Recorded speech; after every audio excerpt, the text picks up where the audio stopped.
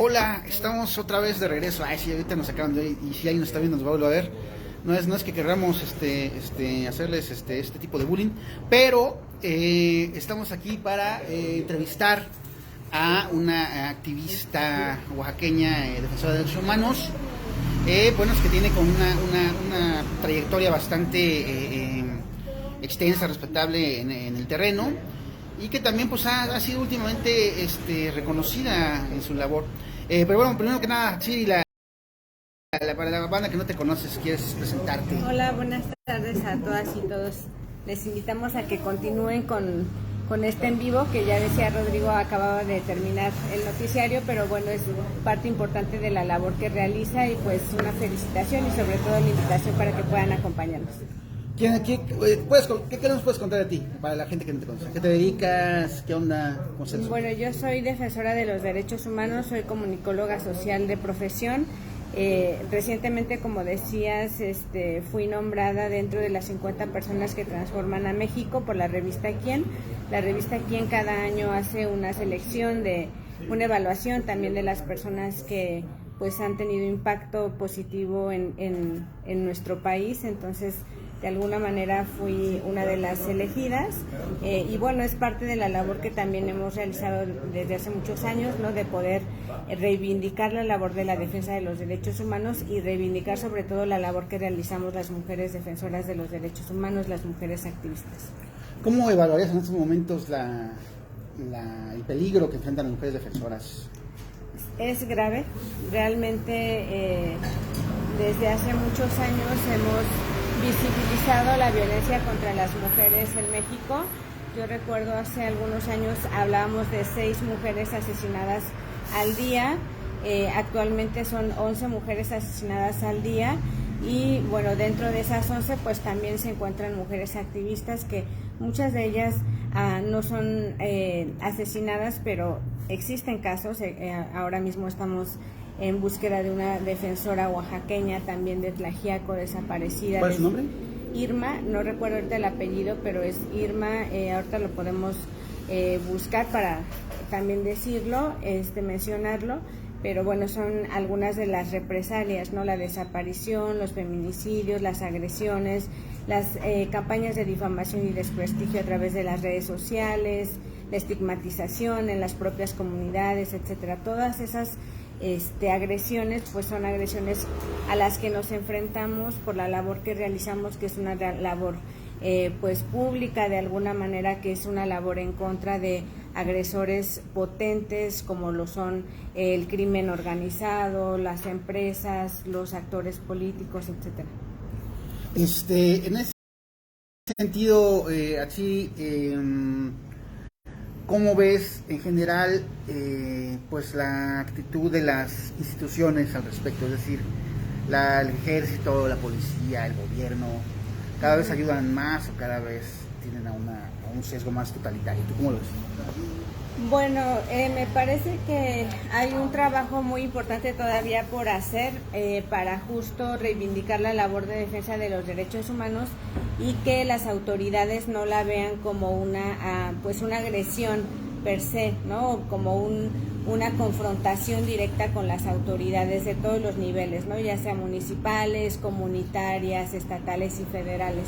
Hay un desconocimiento de la labor de la defensa de los derechos humanos, la toman de alguna manera como una confrontación, lo cual pues realmente no es así. Nuestra labor es una labor legítima, es una labor pacífica, pero sobre todo es una labor necesaria. Es decir, si las autoridades hicieran su trabajo como tal, las defensoras de los derechos humanos no existiríamos, o existiríamos solamente para promover la defensa de los derechos humanos y no en la exigencia de justicia, en casos tan simples pero muy constantes como lo es la atención correcta, ¿no? Con perspectiva de género, con perspectiva intercultural, con perspectiva de derechos humanos a la población en general, a las mujeres que acuden a presentar una denuncia, incluso a las personas, no solamente mujeres, hombres, las comunidades, otras comunidades como la comunidad LGBTI, la propia infancia, etcétera. Entonces, si las autoridades, como decimos,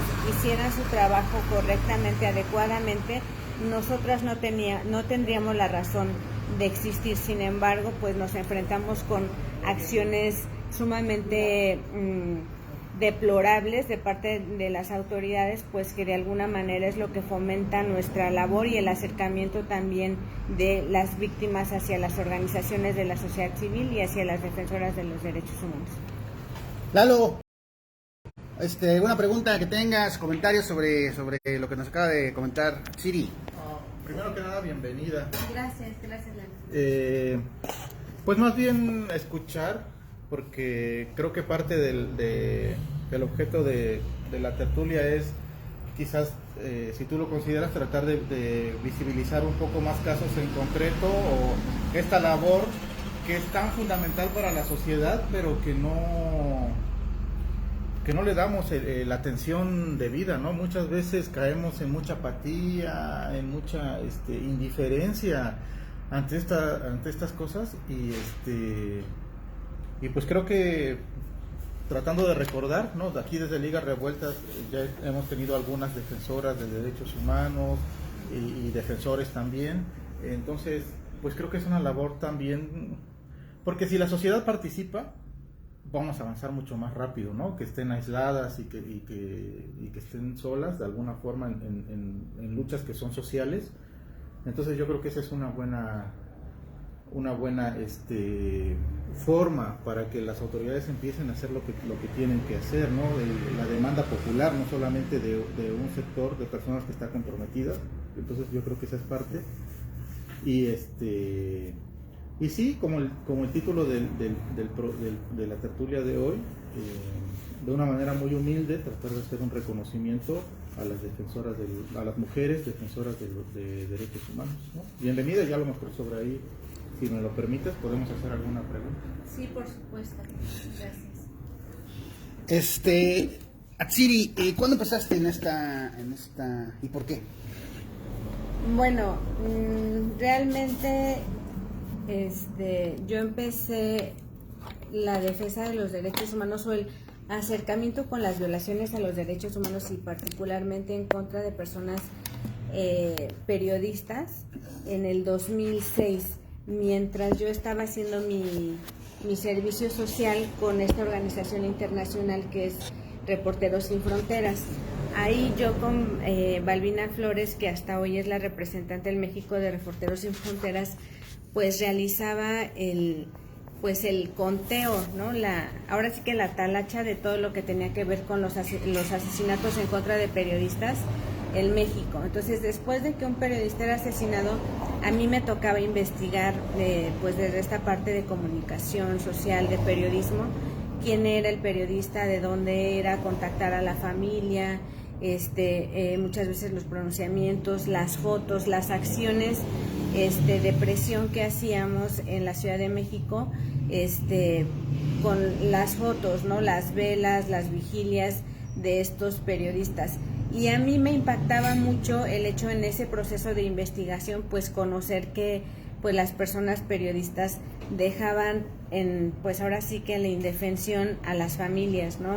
No solamente a las esposas, a los hijos, a las hijas y las mujeres también, pues que eran igual que los hombres asesinadas, pero que tenían una mayor vulnerabilidad, que era que quizá habían sido violentadas sexualmente, que sus cuerpos eran tirados en las carreteras, etcétera. Entonces, desde ese entonces tuve el primer acercamiento con las agresiones en contra de los periodistas, pero fue solamente como en ese proceso de alguna manera de formación universitaria.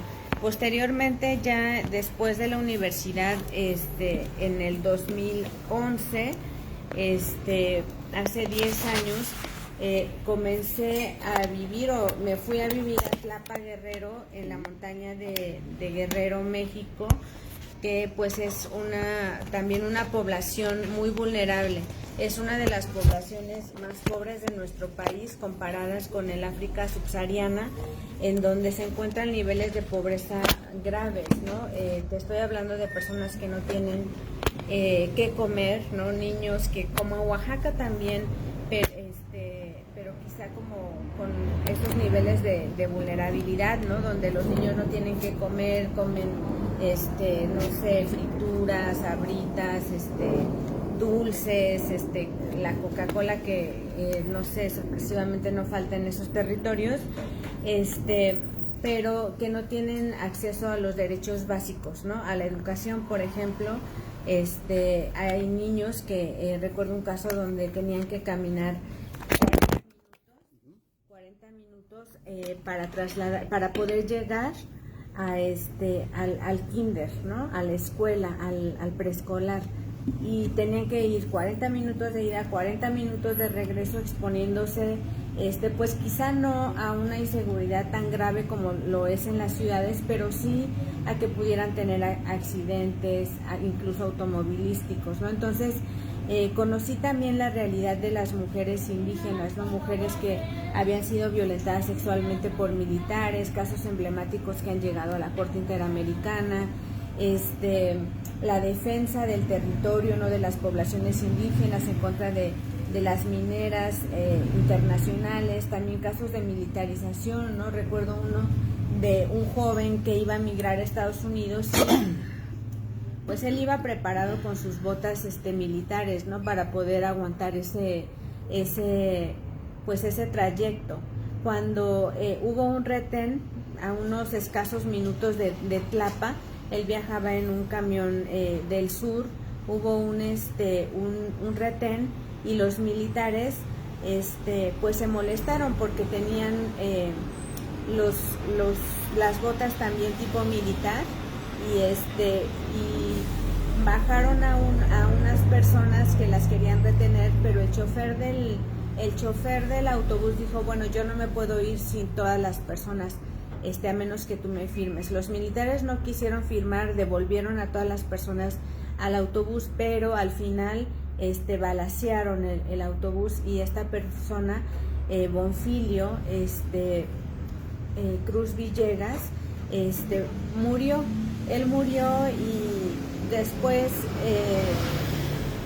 pues fue asesinado más que nada extrajudicialmente por los militares. Después quisieron sembrarle droga, ¿no? Cuando lo único que el joven llevaba eran totopos, era chile para poder pues aguantar ese peregrinar que él iba a enfrentar.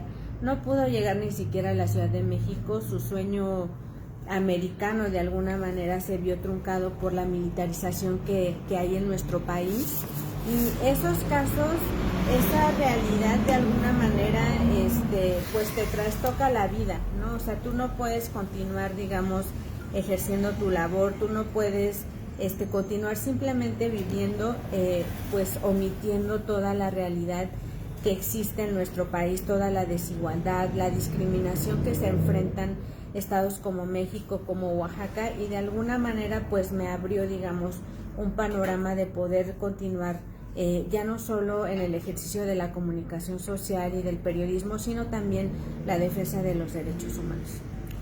Ok, el 2006 fue una fecha importante, bueno, no fue una fecha, sino fue un momento muy trascendental para la defensa de los derechos humanos en el Estado, ¿no? En ese sentido, el gobierno de Murat, el gobierno de Alejandro Murat, ¿cómo medirías el papel que ha tenido en cuanto a los derechos humanos en el Estado? O sea, ¿cómo se percibe? ¿Ha sido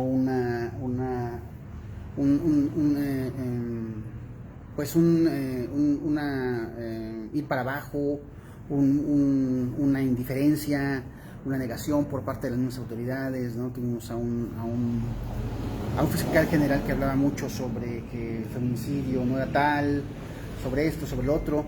¿Tú cómo me dirías ese asunto? Pues simplemente yo creo que no hay ni siquiera que medir, ¿no? Hay como tú dices, una omisión, una indiferencia, una inacción por parte de las autoridades estatales, que difícilmente nos hacen poder evaluar una situación. Creo que lamentablemente el tema o la agenda de los derechos humanos en nuestro estado es una agenda que queda pendiente, ¿no? Que prácticamente en este sexenio que estamos pues prácticamente a punto de terminar, pues no ha habido avances sustanciales, ni siquiera las organizaciones de la sociedad civil, las defensoras, el movimiento, las colectivas, las propias víctimas han sido consideradas, ¿no? A pesar de grandes o de evidentes violaciones a los derechos humanos. Ha prevalecido sobre todo, pues, además de inacción, la complicidad con otros actores que lejos o que no están cercanos o que nada tienen que ver con la sociedad civil, y que más bien, en vez de que las autoridades velen por los intereses o por el bienestar de la sociedad, pues prácticamente vela por intereses de actores pues que van en contra de la sociedad misma. En contra de la sociedad misma. En ese sentido, la defensa de los derechos humanos, creo que ya habíamos hablado de eso, pero tal vez como para ir un poco expandiendo el tema, porque bueno, tenemos un presidente que bueno, es popular y todo, pero que habla sobre que las organizaciones de la sociedad civil pues no son sinceras en sus demandas, que no son sinceras en sus políticas, que no son sinceras en sus financiamientos, que no son sinceras en esto, no son sinceras en lo otro. Cualquier tipo de señalamiento por parte de una organización defensora se enfrenta a la desaprobación presidencial y bueno, y además diaria, ¿no? En la mañanera ha sido pues un medio en el cual se ha pues sí, descalificado mucho a las organizaciones sociales, ¿no? O sea, como englobando todas las organizaciones como si todas fueran la COSEI o la Antorcha Campesina, o sea, como si todas tuvieran este sesgo populista, empresarial, ¿cuál es la palabra? Corporativo, ¿no? Todas muestran este tipo de corporativismo. ¿Tú cómo ves la situación? Bueno, pues primero me parece que sí existen seguramente organizaciones que usan estas banderas, ¿no?, de la defensa de los derechos humanos para otros fines. Lamentablemente, pues con las declaraciones del presidente, pues pasamos todas y todos, ¿no? O sea, todas las organizaciones, todas las defensoras, todos los defensores, por igual. No hace una diferencia real de lo que pues realmente existe, ¿no? O sea, no todas las defensoras de los derechos humanos somos las mismas personas, ni lucramos, digamos, con las víctimas, ni mucho menos, ¿no? Me parece que lamentablemente sí se ha utilizado esa figura de las organizaciones de la sociedad civil para otros fines. La propia derecha los utiliza, sin embargo no es la totalidad, y lo que hace el presidente Andrés Manuel López Obrador con esta generalización pues es ponernos en vulnerabilidad a todas y todos, ¿no? Lo que decíamos, por ejemplo, los periodistas y los reporteros no son los mismos que el dueño de los medios, ¿no? O que el dueño del medio, y no tienen tampoco ni la misma vulnerabilidad ni el mismo riesgo al que se enfrentan las y los periodistas que están en la calle buscando la nota, etcétera. Entonces, al digamos ir en contra de las organizaciones de la sociedad civil, pues nos enfrentamos a cuestionamientos ya en terreno, ¿no? Cuestionamientos que pudieran ir, o incluso en agresiones que pudieran materializarse, ¿no? Porque lo vemos en Tlapa, ¿no? En Guerrero, por ejemplo, cuando el presidente hace estas declaraciones, el presidente de México, los presidentes municipales, como fue en el caso de Tlapa, pues también hacía sus propias declaraciones vía redes sociales, vía perifoneo, vía boletines, en donde descalificaban y llamaba de pseudo periodistas, pseudoactivistas a personas que realmente han dado su vida prácticamente a la defensa de los derechos humanos, y que lo hacen de una manera pues ética, de una manera profesional. En ese sentido, pues ¿qué hacer ante esta cuestión de pues esta descalificación? ¿Cómo enfrentarla, tal vez sin parecer o sin sin enfrentar al mismo gobierno. ¿Tú cómo lo ves? Sí, bueno, realmente las personas defensoras no estamos como para defender o estar en pro de un gobierno o del otro. Realmente nosotras o nuestro trabajo tendría que ser un trabajo apartidista, sí político, porque tenemos una mirada política, porque tenemos un objetivo social. Sin embargo, no somos partidarias, al menos en lo personal, de un partido u otro. Y otra parte de la respuesta tiene que ver con lo que decía Lalo, ¿no? El conocimiento de qué es una persona defensora de los derechos humanos, qué es una organización de la sociedad civil, y acercarnos, no verlo como algo lejano, ¿no? Y una persona defensora de los derechos humanos es toda aquella que de manera individual o colectiva defiende o promueve uno o más derechos humanos de los universalmente reconocidos. Es decir, cualquier persona tenga o no tenga una profesión, no necesariamente tiene uno que ser abogada o abogado, no necesariamente tiene uno que ser profesional, podemos realizar esa labor de defensa. El activismo tiene que ver justamente con eso, con el actuar, ¿no? Con el dar el primer paso para poder cambiar un estado de las cosas, ¿no? Y no para un beneficio personal, sino para un beneficio común. Y pongo de ejemplo a las madres de víctimas de feminicidio, a las madres que están en busca de sus hijas, de sus hijos. Ellas para mí han sido las maestras, ¿no? Las mejores defensoras de los derechos humanos, las que diariamente nos enseñan, y hay muchas que ni siquiera tienen una formación profesional. Entonces, me parece que cuando empecemos a pues también participar dentro de o para contribuir a la disminución o erradicación de un problema social, llámese feminicidio, migración, violencia, cualquier tema que podamos nombrar y lo tomemos como nuestro, podemos también considerar que podemos aportar.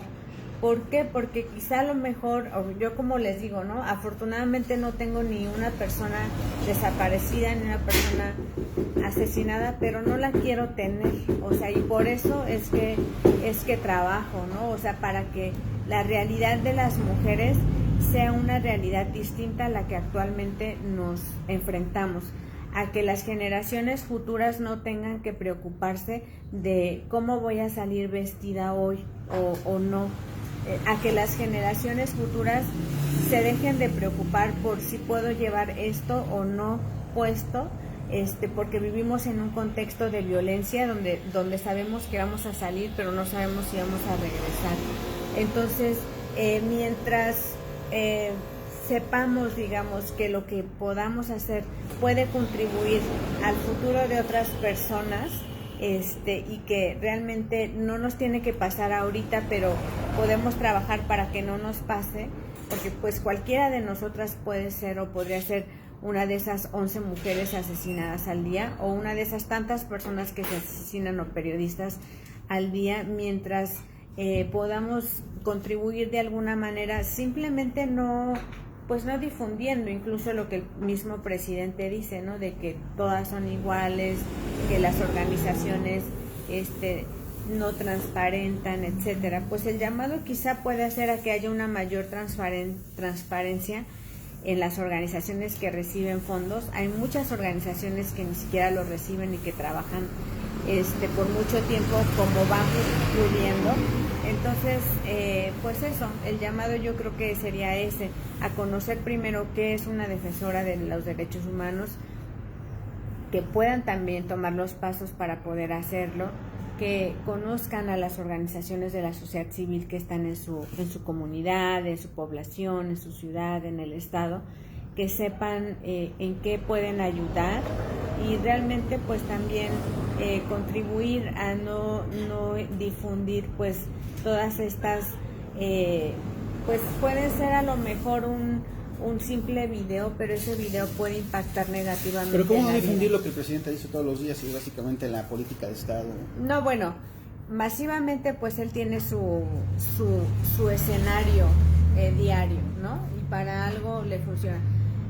Pero a lo que me refiero es que como persona en lo individual, pues no replicar, ¿no? Todas estas notas periodísticas, todos estos videos, la propia mañanera, ¿no?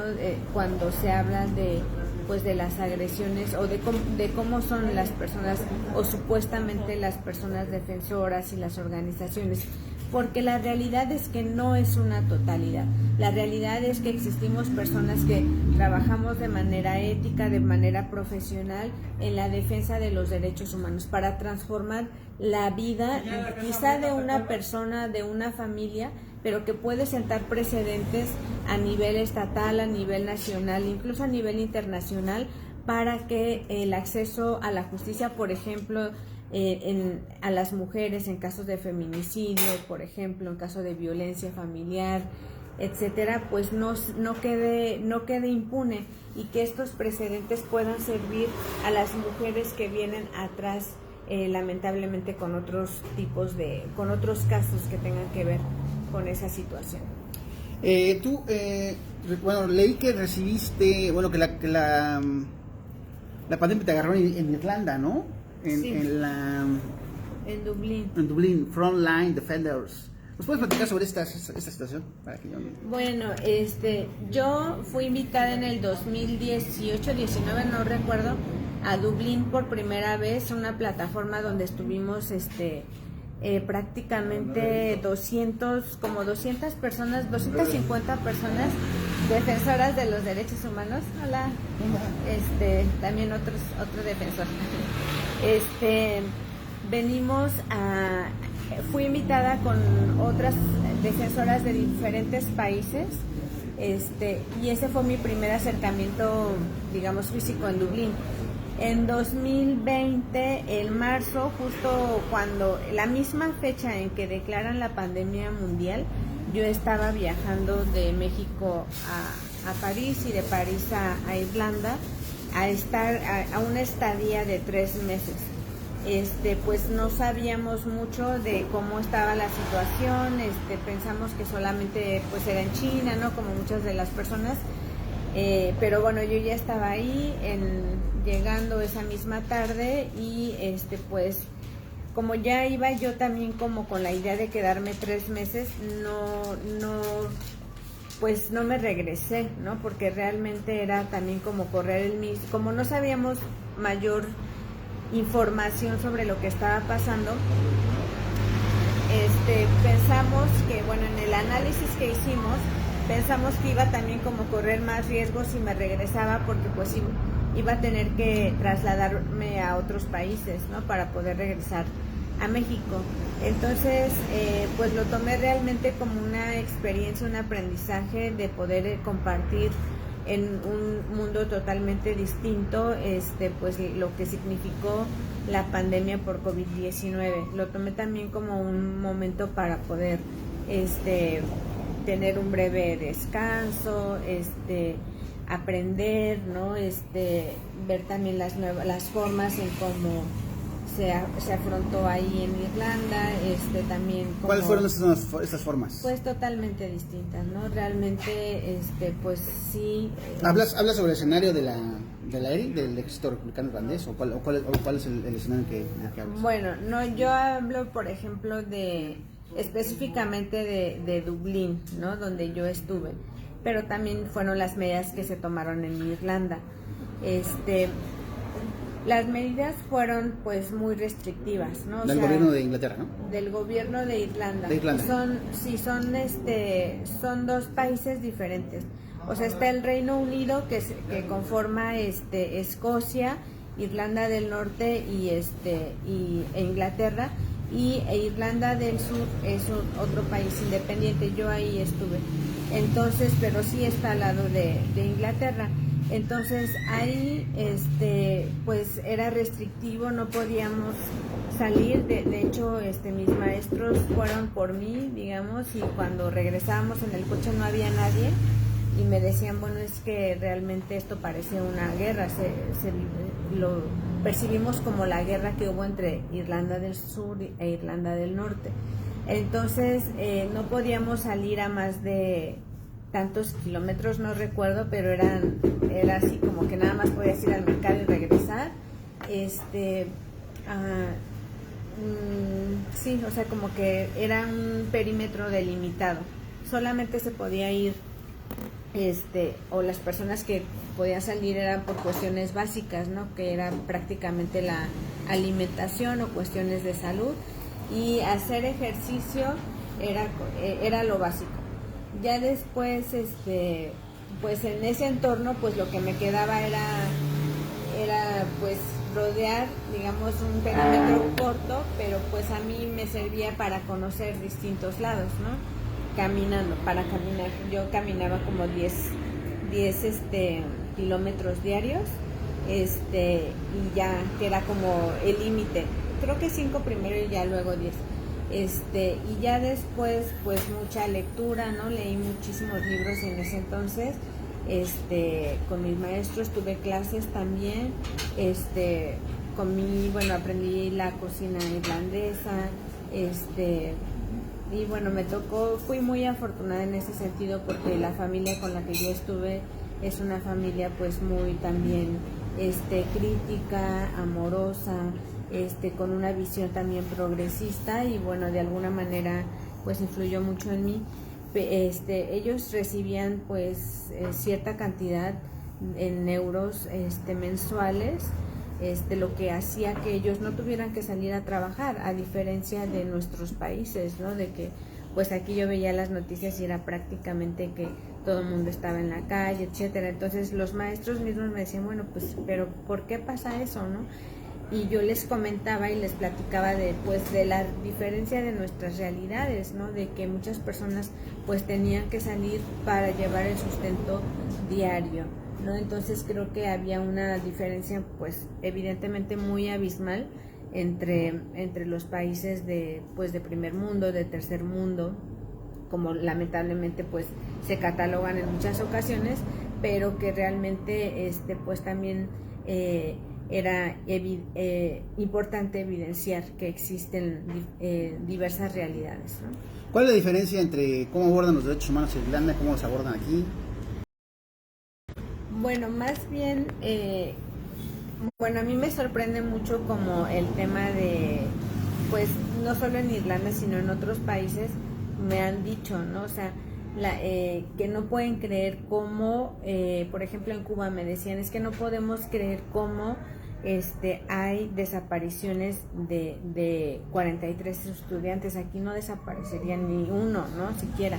Entonces yo creo que hay un respeto grande. Hay sociedades que han caminado hacia la igualdad en muchos sentidos, ¿no? Y que realmente pues no existen pues esas violaciones a los derechos humanos, ¿no? Entonces realmente son ellos quienes de alguna manera pues nos enseñan o también proveen, ¿no? de recursos para que nosotros podamos defender los derechos humanos o ejercer simplemente la defensa de los derechos humanos. Son realidades muy, muy, muy distintas, entonces es difícil, ¿no? Como compararlos, incluso en el tema de violencia. Yo, por ejemplo, cuando estuve ya en Londres con otra compañera, yo me espanté muchísimo cuando ella regresaba ya tarde y me decía, bueno, vamos a caminar, ¿no? Fuimos a caminar a un río y yo de repente salté, porque venía una bicicleta y me decían, no te espantes, no, aquí no pasa nada, ¿no? Aquí tú te puedes vestir como quieras, puedes salir a la hora que quieras en la noche, puedes andar sola en la noche, no te pasa nada. Entonces, esa diferencia, digamos, de cosmovisión, nos hace como vivir distintas realidades, una realidad distinta, pero también a mí me dejó la gran lección de que esas realidades existen y que podemos trabajar, digamos, para vivir en una sociedad, en un mundo, en una ciudad, en una comunidad libres de la violencia, ¿no? O de ese ver a las mujeres como un objeto material y realmente asumirnos y vernos como sujetas de derechos. Ok, Entonces, digamos, en el asunto de los derechos humanos, ¿cuál es ahorita bueno, comentas, este caso de esta mujer desaparecida, esta defensora, ¿tienes como detalles, cómo ha sido, cómo se ha dado? Bueno, ella es Irma Galindo Barrios, de San Esteban Atatlauca, Tlaxiaco, Oaxaca. Ella pues es líder, ¿no?, también del movimiento ahí en contra de la tala de los árboles, en defensa del medio ambiente. Está desaparecida, si no me recuerdo, desde el 28 de octubre. Y bueno, ahorita pues se han activado ya a nivel estatal, a nivel nacional, a través del mecanismo de protección para personas defensoras de derechos humanos, para la Comisión Nacional de Búsqueda, que también es del gobierno federal, pues la búsqueda, ¿no? Hoy en la mañana ya recibimos la ficha de la Fiscalía del Estado de Oaxaca para pues poder saber cuál es su paradero, ¿no? ¿Qué le pasó? ¿Desapareció de repente? ¿Hay alguna...? Hubo pues enfrentamientos en San Esteban recientemente, y a partir de ese entonces ella sale porque es pues una mujer líder, pero hasta la fecha pues no tenemos conocimiento de su paradero, ¿no? O sea, entonces, desapareció, literalmente nadie vio la última vez. Exactamente, entonces pues desde diversos espacios se ha hecho el pronunciamiento para conocer de su paradero, y pues obviamente cuando este tipo de sucesos ocurren, pues la exigencia es a las autoridades, ¿no?, para su pues encontrarla con vidas, y pues las acciones también inmediatas de búsqueda que se tengan que generar en todos los niveles de gobierno, ¿no?, de todas las autoridades. ¿Y se están generando?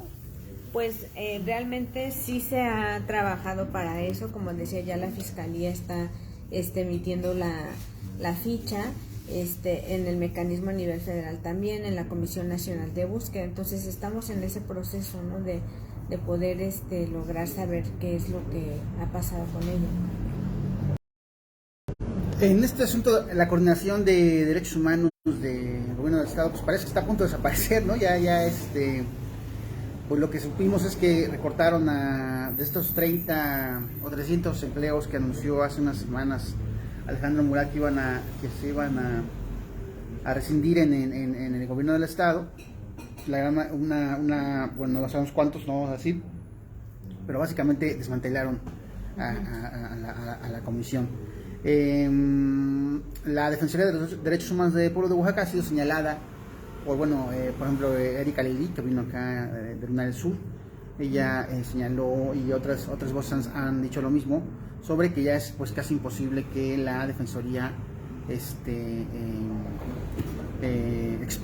expida órdenes precautorias o de protección, ¿no? Que y bueno, en este como contexto también, pues de que ya los derechos humanos pues ya no son tanto como un asunto como al que parece que el gobierno de Morena o de Obrador le apueste, porque bueno, básicamente pues siendo un gobierno con justicia social, pues para qué necesita alguien, ¿no?, en esta lógica, para qué se necesitan organismos de defensores de derechos humanos cuando el gobierno garantiza los derechos humanos. Entonces, en ese sentido, pues parece que la labor cada vez se vuelve más complicada, y además más complicada porque se enfrenta a la labor de los defensores, porque se enfrenta a una indiferencia y a un doble discurso, triple discurso de los gobiernos y de las instituciones, sí, bueno, respetamos los derechos humanos, pero no necesitamos a los organismos de defensores de derechos humanos, por esto, por este, por lo otro. ¿Cómo afrontar esto? O sea, porque sí es verdad esto de que no podría ser como esta recomendación de que el presidente no propagar los comentarios del presidente, pero en realidad es una política de Estado, pues, ¿no? ¿Tú cómo lo ves? Bueno, creo que sí es importante hacer visible esa simulación, ¿no?, a nivel estatal, porque pues y realmente también a nivel nacional, ¿no?, qué tanto de lo que decimos en el discurso es real, por otra parte, ¿qué estamos violentando? Porque en el tema, por ejemplo, de organismos internacionales como la CEDAW, que es el Comité para la Erradicación de la Violencia contra las Mujeres de la ONU, una de las recomendaciones que hace el Estado mexicano es justo involucrar y garantizar la participación de las organizaciones de la sociedad civil para la implementación de mecanismos como las alertas de género, para pues trabajar en defensa de los derechos de las mujeres. Entonces, México estaría violentando tratados, acuerdos que de por sí ya ha firmado, y que realmente lo que nosotras tenemos que realizar como, no solo como defensoras, sino como sociedad en general, es pues esa exigibilidad, ¿no?, de que en la práctica se garantice realmente lo que se ha firmado en el papel, ¿no? Y que no sea un desmantelamiento de las instituciones que de alguna manera pues han servido, ¿no? Las que han servido, porque como tú dices, en el Estado pues realmente mucha de la defensa que se hace tiene que ser hacia el gobierno federal, ¿no? Tiene que intervenir el gobierno federal simplemente porque en el Estado no se encuentra respuesta, ¿no? Entonces, me parece que sí es importante hacer una evaluación de lo que se tiene, de lo que se debería crear, que realmente nosotras hemos hecho esa evaluación de tenemos las leyes, muchas leyes de vanguardia a nivel nacional, ¿no? Somos vanguardia en temas como las alertas de violencia de género, como el mecanismo de protección para personas defensoras, pero pues realmente no se implementan como deberían implementarse, ¿no?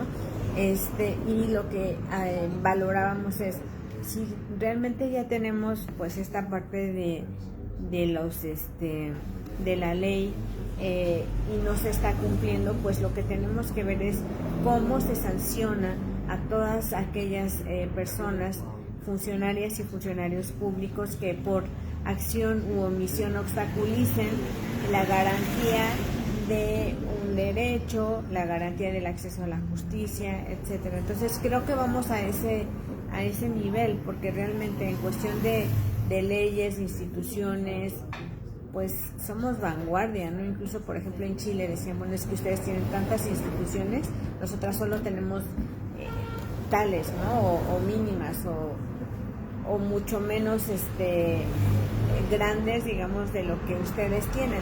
La diferencia es que, pues, que realmente, a pesar de que las tenemos, pues la evaluación nos dice que realmente no funcionan como deberían de funcionar, o no funcionan al 100%. Ok, y entonces, pues en ese sentido, con todo lo que hemos comentado, ¿cuál es el escenario? O sea, porque es un escenario pues confrontatorio, porque además hay que, bueno, este tema nos está pasando, la defensa del territorio, hoy la defensa del territorio, pues lo es, parece ser que lo va a hacer todo. Estamos ante una, ¿cómo decirlo? Clara, avanzada, ¿no? Energética, bueno, las mineras, las eólicas, las empresas de fracking, todas están encontrando y han encontrado desde hace años oposición y denuncias en su contra, con las que parece que no pasa nada y con las que parece que solo se expanden más y las autoridades que regentean porque básicamente no hacen nada, las prioridades o las garantías ecológicas de preservación del territorio y del medio ambiente, pues no hacen nada, ¿no? Se mantienen impávidas. Aquí se creó la Semadaeso, que básicamente en el gobierno de Murat se crea la Semadaeso, y esta secretaría resulta que es la Secretaría de Ecología, pero también la secretaría que impulsa los proyectos activistas. Entonces te das cuenta como de la súper, torcida lógica gubernamental, ¿no? De nombrar a una misma secretaría la que ve las concesiones mineras y la que dice qué es o qué no es daño ambiental.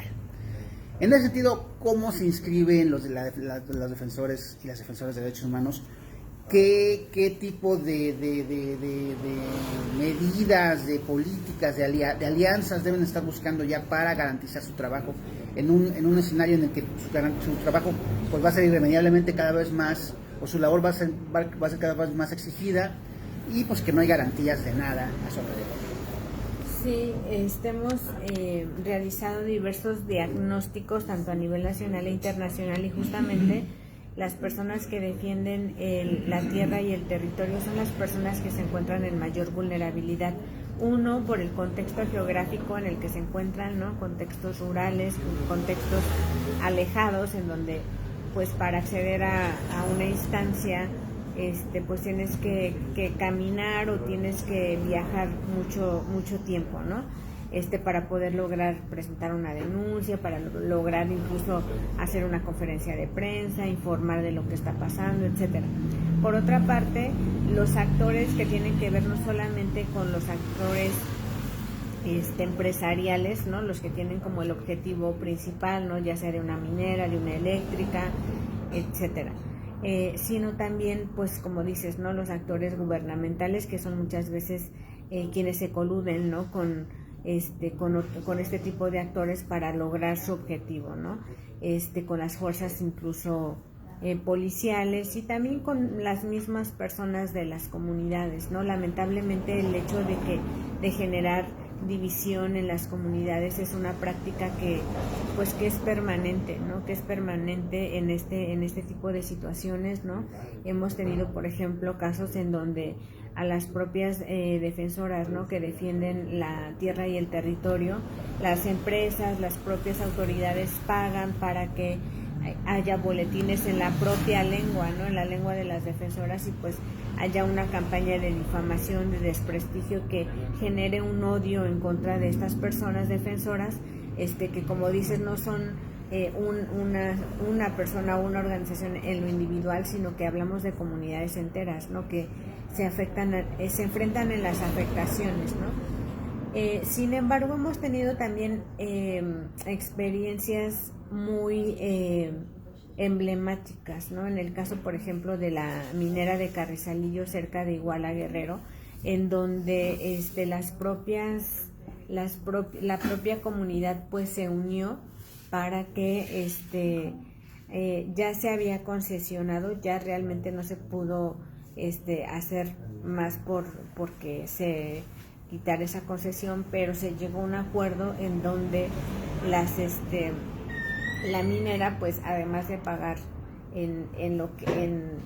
digamos un precio adecuado por las tierras, también se involucrará generando acciones sociales, ¿no? Como el hospital, como la escuela, etcétera, ¿no? Esas son algunas medidas que se generaron. Sin embargo, hay otras experiencias que superan, digamos, la de Carrizalillo, como fue en la montaña también de Guerrero, en donde prácticamente ellos hicieron los estatutos en asambleas comunitarias, en donde no se permite entrar a las mineras, ¿no? Creo que tiene que ver mucho el tejido social, el tejido comunitario, para poder poner realmente un fin a las afectaciones, porque en el ejemplo que ponía yo de Carrizalillo, a pesar de que hubo un buen pago, digamos, por esas tierras, o que se hicieron proyectos que podían contribuir al bienestar social, a lo largo a lo largo del tiempo hubo afectaciones, ¿no?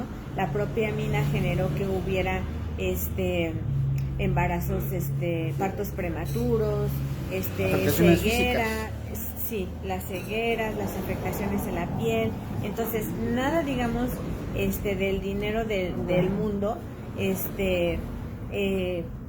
paga, digamos, una estabilidad social, comunitaria, el medio ambiente, que se pueda tener sin la construcción de estos megaproyectos, ¿no? Entonces, es un trabajo, sí, de la comunidad, sí, de las y los defensores comunitarios, pero también es un trabajo pues al que tenemos que irnos acercando, ¿no? Porque finalmente pues impactar de esa manera ese medio ambiente pues de alguna u otra forma nos afecta en el territorio, ¿no?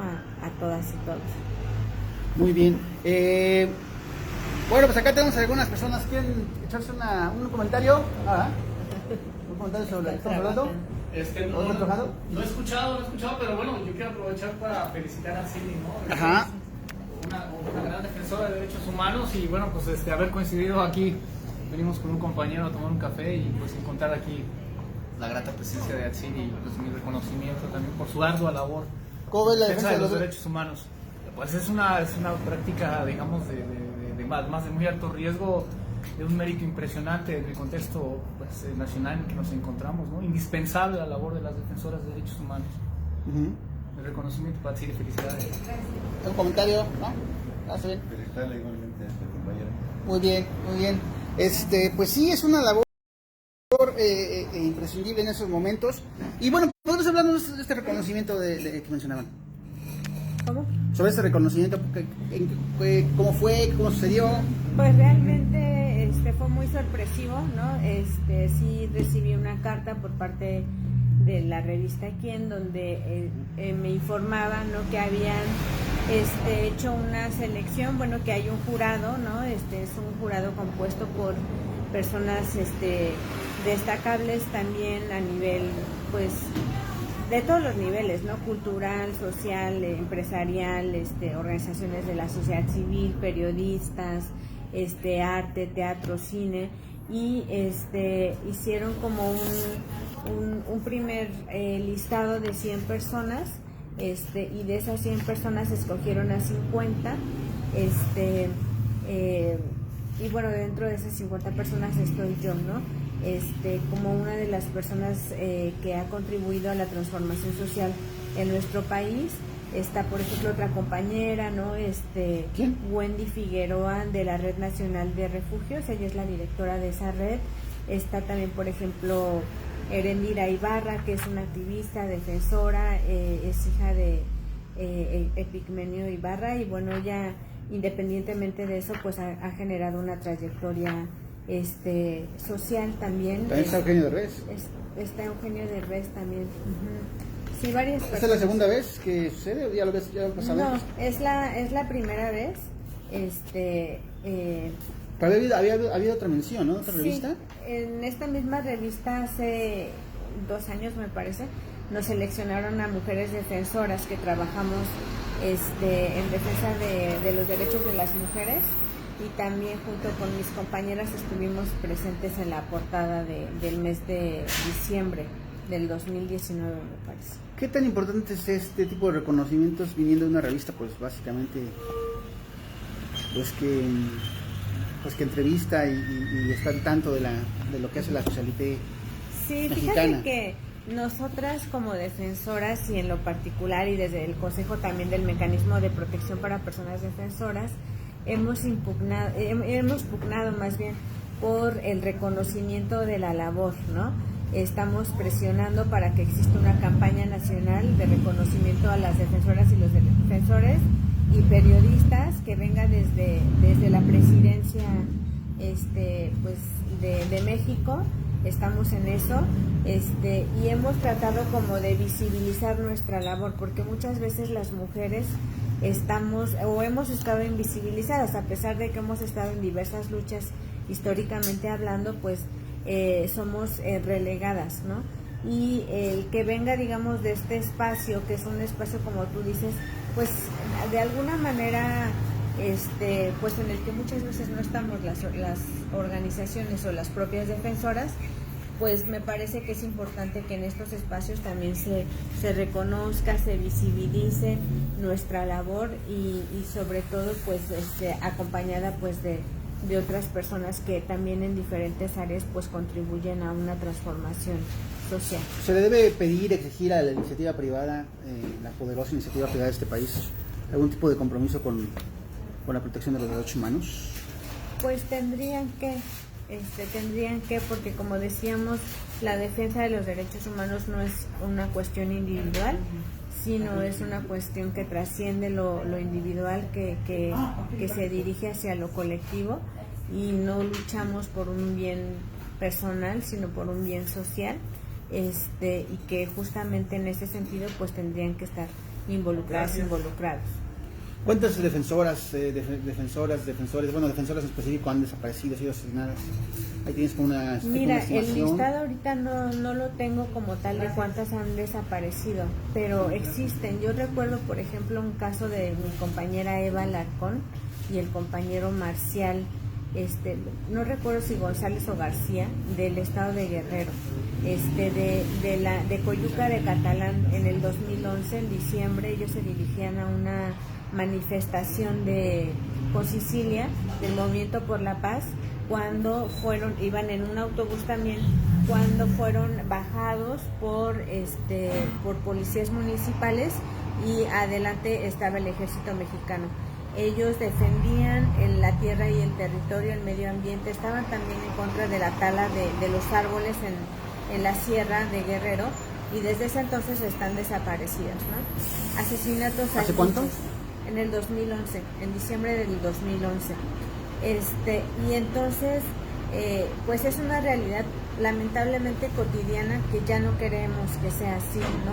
Y que realmente por eso es que se trabaja, y por eso es que también tenemos que estar pues unidas, ¿no? En una misma sintonía, tanto no sectorizadas, digamos, como mujeres, sino también ir de la mano con toda la sociedad civil y todo el movimiento social, porque es una realidad que nos afecta a todas y todos. Bueno, con este cambio que hemos tenido de mi perfil de Transmitir, en Liga Revueltas, en el sitio de Liga Revueltas, pues nada más tener ya comentarios.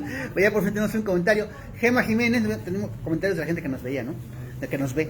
Gema Jiménez nos dice: ojalá pudieran ir a la frontera Tijuana a hacer algo por las personas que matan ahí, y nadie hace nada. Es mi humilde opinión, gracias.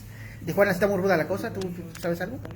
Pues en Tijuana es un punto también grave, ¿no? Por la frontera norte, ¿no? Con mucha problemática ahorita de migración de muchos países, y pues que realmente las autoridades, no hay una coordinación realmente para poder, al menos, pues como que ambos países se lavan las manos, y no hay la garantía de los derechos humanos, porque a pesar de que son migrantes y de que no son de nuestro país, también las personas migrantes tienen derechos humanos y tendrían que ser respetados. Pero sí, pues se junta también el tema de la frontera, del crimen organizado, etcétera.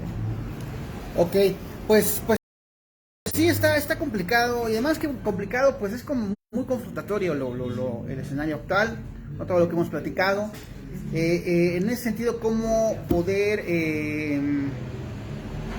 no sé si concientizar sería la palabra, pero sí, porque ya como a esas alturas, pero sí conectar ya con que esta labor de los derechos humanos sea una labor que la gente, que el ciudadano o la ciudadana común tenga presente como primordial, y que se está, o sea, cómo imbuir ya a esta sociedad o a este país que parece tan lejano de todo, en esta problemática tan terrible, y que además pues es progresivamente cada vez más opresiva, ¿no? Para las mismas defensoras y defensores, y cada vez de más indiferencia, como ya lo hemos dicho, por parte de los gobiernos, o de complicidad indiferente, o de franca acción criminal por parte de un narcoestado que también cada vez está más presente. ¿Cómo sensibilizar a la gente sobre esto? Creo que decíamos hace un rato de que muchas veces lamentablemente las personas actúan cuando algo les pasa, es decir, si no me pasa, pues no, ahorita no me importa, ¿no? Pero viéndolo de manera incluso como prevención, para que no te pase, o para que no le pase a tu familia o a alguien de tu familia, pues es importante actuar, ¿no? Y las defensoras de los derechos humanos, las organizaciones de la sociedad civil, de alguna manera hemos generado este conocimiento, la profesionalización también de lo que es la defensa de los derechos humanos. Hemos generado también redes de apoyo, redes ciudadanas, los contactos, ¿no? Tanto con otras organizaciones nacionales, internacionales, con medios de comunicación, con las propias autoridades. Entonces tenemos de alguna manera un campo, un camino ya allanado, un trayecto ya caminado, que hace más fácil el que una nueva persona pueda sumarse a poder contribuir también en la defensa de los derechos humanos. Reconocer también nuestra labor y que, como yo decía en un principio, que es factible ser defensora de los derechos humanos, ser una activista, no es algo que te requiera ni un título profesional, ni un estatus social, ni mucho menos, ¿no? Sino más bien, pues eso, la idea de poder contribuir y de que nuestra aportación, por muy mínima que sea, aporta, ¿no? Contribuye. Y que juntas, siempre decimos, juntas somos más fuertes, y que podemos cambiar, ¿no? Las cosas, y lo hemos visto no solo a través de sentencias que se han ganado, no solo a través de acciones que hemos logrado, juntas siempre somos más fuertes, digamos, y también es viable que podamos hacer cosas, ¿no? A veces no lo imaginamos. Hay un grupo, por ejemplo, de jóvenes que se empezaban a acercar como con las madres de víctimas de feminicidio, simplemente porque tenían una empatía, ¿no? Porque su dolor también pues hacían suyo el dolor de las madres víctimas de feminicidio, y no sabían pues cómo apoyar, ¿no? Y el simple hecho de acompañar a las madres a una audiencia, a las madres les sigue transformando la vida. Este grupo de mujeres que empezaron a ir constantemente, pues ahora ya son una colectiva, ¿no? Una colectiva que se han encontrado a sí mismas, que en lo personal han actuado, que cada vez se van como, pues, viendo, construyendo, juntando con otras madres, con otras jóvenes, y que lo que hacen, que pareciera, pues que cualquiera lo puede hacer, porque efectivamente cualquiera lo puede hacer, lo que ellas hacen pues tiene un significado que impacta positivamente no solamente en la vida de una de esas madres, sino en muchas madres, y que también tiene repercusiones en las autoridades, ¿no? Por ejemplo, cuando ellas van y acompañan una audiencia y están, por ejemplo, afuera con las batucadas, etcétera, el propio juez tiembla, ¿no? O sea, y nos lo han dicho nuestros compañeros abogados, ¿no? O sea, es que se escuchaba, y pues eso también como que generó una reacción de parte del juez, y al final una sentencia positiva y favorable para el caso de esta niña que había sido asesinada, ¿no? Entonces, creo que es importante que reconozcamos que somos capaces a nivel individual, pero que también a nivel colectivo podemos generar muchas cosas que transformen en nuestra cotidianidad. ¿El feminismo qué papel juega en esto, para las defensoras? Pues no necesariamente tienes que ser feminista, pero si lo eres, pues realmente, por ejemplo, te transforma la vida. Yo comencé a ser defensora antes de ser feminista. No me ubicaba, no lo conocía simplemente, ¿no? Cuando yo te comentaba por ejemplo, de Guerrero, ¿no? Yo comencé justo como con la defensa primero de los derechos humanos, y en Oaxaca conocí el feminismo, ¿no? Y es algo que te acompaña, es una postura política que te ayuda también a trabajar para erradicar la desigualdad y la discriminación en la que hemos vivido históricamente las mujeres, pero que también es la oportunidad de encontrarte con otras mujeres y de construir colectivamente. Ok, Lalo, una pregunta ya para estarnos despidiendo en esta emisión. ¿Qué opinas de la actuación de la Defensoría local? Porque lo dijo Rodrigo hace rato, pero ya como que fue muy larga la pregunta. Hemos visto desde personas que han venido hasta nosotros mismos lo vemos como ciudadanos, que la Defensoría le ha faltado un poco para hacer esa labor, ¿no? De defender los derechos humanos. Entonces, entre que la cuestión política, ¿no? Que pareciera que el gobernador colocó sus piezas en las instituciones, ¿no? La Defensoría, la Fiscalía, el Comité de Transparencia, ¿no? En distintos lados, y que se confirma con una pareciera carencia de efectividad de la Defensoría, pero no sé si tenga relación, y en tu práctica cuál sería tu experiencia, hablando desde la experiencia, saber si están bien, están mejor que antes, peor que antes, no sé, de acuerdo a la experiencia personal, pues no independientemente. Sí, pues como dices, lamentablemente creo que la Defensoría se ha alineado, ¿no?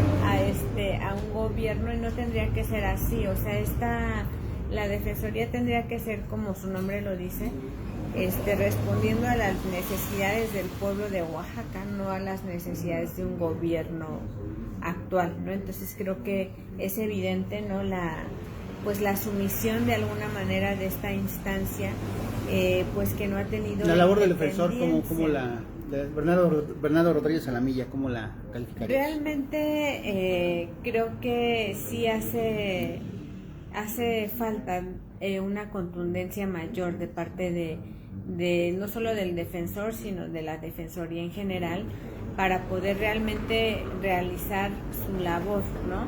La labor que ellos tienen, siendo pues también un organismo, o tendría que ser un organismo autónomo, pues realmente nos deja mucho que desear, ¿no? No ha contribuido sustancialmente como podría hacerlo con las facultades que tiene, y eso pues obviamente se queda evidenciado en la impunidad de los casos, que de alguna manera generan la permisibilidad, ¿no?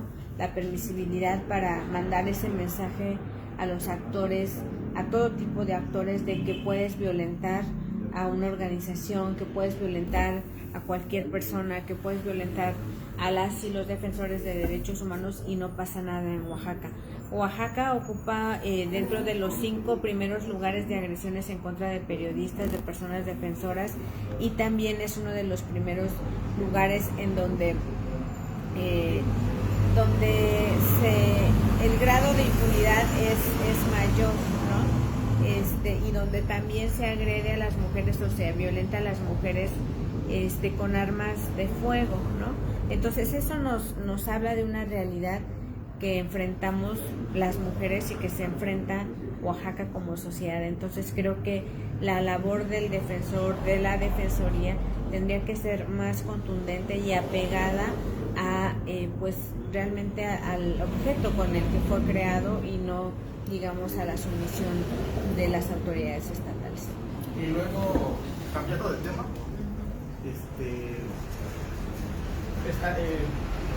oí que tienes una labor, digamos, de campo en Tlapa, Guerrero. ¿Sí? Yo viví en Tlapa. ¿Y también en el activismo? Sí. Mi pregunta va encaminada un poco por esta cuestión que ha sido escándalo hace poco respecto de la venta de mujeres, pero no iría yo tanto ahí porque eso se me hace un poco un juego mediático. Yo también, o sea, si quieres hablar de eso está muy bien, pero yo enfocaría mi pregunta: ¿qué relación ves tú entre la pobreza y la vulnerabilidad de los derechos de las mujeres? Es decir, la falta de la pobreza, la falta de oportunidades, la falta de acceso a la educación, a de repente salir de sus localidades a experimentar otras cosas para su desarrollo personal, y que eso sea un factor que tan determinante, porque desde luego que es un factor, ¿no? Pero que tan determinante para la vulnerabilidad que ellas evidente, es un hecho que tienen. Pensando en que en Guerrero parece que en este momento está en la mira, ¿no? de la opinión pública. Afortunadamente creo que eso es para bien, por esto. Sí, pues realmente está ligado, ¿no? O sea, el tema de la pobreza con la violencia, de alguna manera sí hay correlación. Sin embargo, la violencia que viven las mujeres no únicamente tiene que ver con los actores familiares, ¿no? Con los esposos, con la familia, sino que pues estos otros actores, como decíamos, desde el crimen organizado, las empresas, las propias autoridades. Pero sí, obviamente el tema de el acceso o la falta del acceso a la educación, la falta del acceso a un trabajo, pues a una vivienda incluso digna, ¿no? Porque estamos hablando, como decía en un principio, de poblaciones muy pobres, ¿no? Que también en Oaxaca tenemos a lo mejor esa pobreza, pero no, hay un municipio que se compara, digamos, con el municipio más pobre de Tlapa.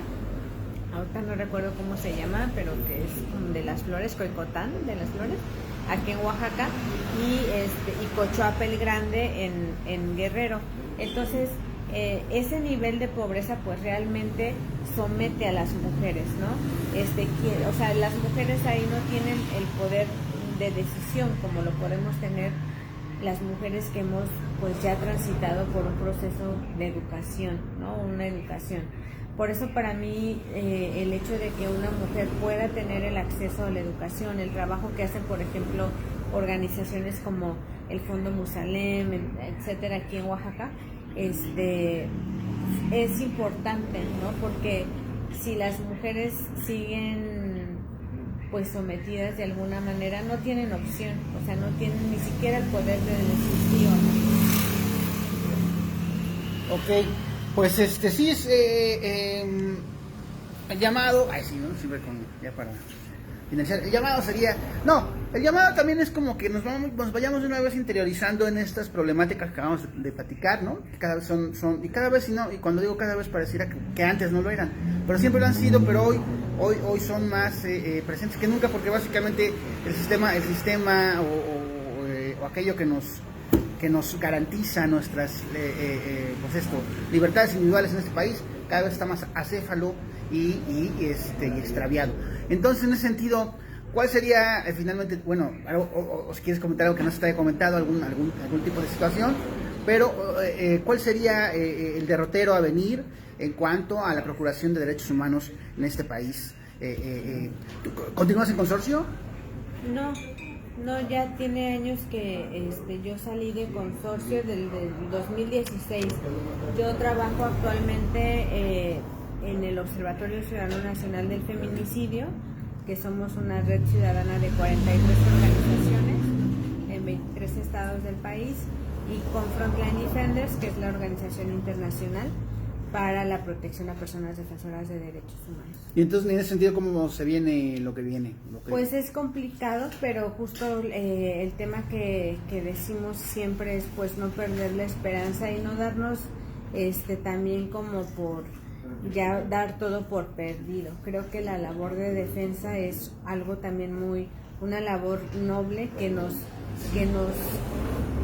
ayuda, digamos, a continuar como con esa llama encendida. También el saber que no estamos solas ni solos, sino que somos la defensa de los derechos humanos, somos un cuerpo o un grupo también de personas que trasciende las fronteras, ¿no? Y que justo la generación de esas redes a nivel estatal, a nivel nacional y a nivel internacional, pues contribuye a la defensa de los derechos humanos y en todo caso pues a exigir, digamos, la justicia, el cese de las agresiones en nuestra contra, etcétera, siempre con esa visión de poder generar una sociedad más justa, más igualitaria. Puede sonar, y muchas veces, y me gusta incluso que suene utópico, porque realmente puede parecerlo.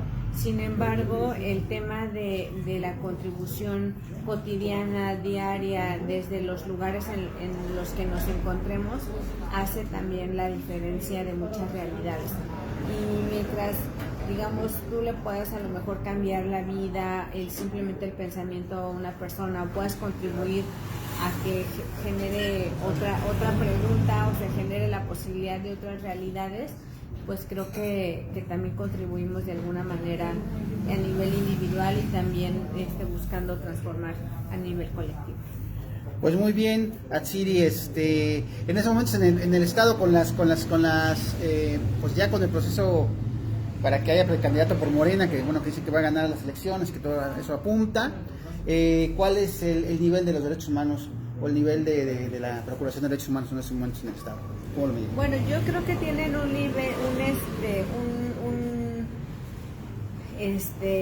compromiso grande quien quiera que vaya a ser o a estar. Realmente a mí el tema de la cuestión política o los gobiernos no me dan como mucha esperanza ni esa ilusión. Me parece que las transformaciones más grandes vienen desde nosotras mismas, desde nosotros mismos, desde la construcción colectiva, comunitaria. Yo apostaría más al fortalecimiento de esas sinergias y pues la exigibilidad a la autoridad que venga, porque pues cuando eres autoridad tienes una función y esa función tendrían que cumplirla, ¿no? Y nosotras como sociedad pues exigirla, pero no esperar todo de esa autoridad, sino más bien generar nuestras propias acciones para poder contribuir de una manera más profunda a lo que realmente necesitamos. Nosotros sabemos qué es lo que tenemos, qué es lo que nos hace falta, y también sabemos de la gran colectividad que tenemos ancestralmente en el estado de Oaxaca, y que también tenemos como México. Entonces yo creo que el reconocer el poder que tenemos, el poder ciudadano, me parece una mejor apuesta que el esperar quién no viene, ¿no? en un gobierno. ¿Algo más que agregar? Nada más, muchas gracias, felicidades por tu espacio y pues que cuentes también con todo el apoyo que podamos dar. Muy bien, pues muchas gracias.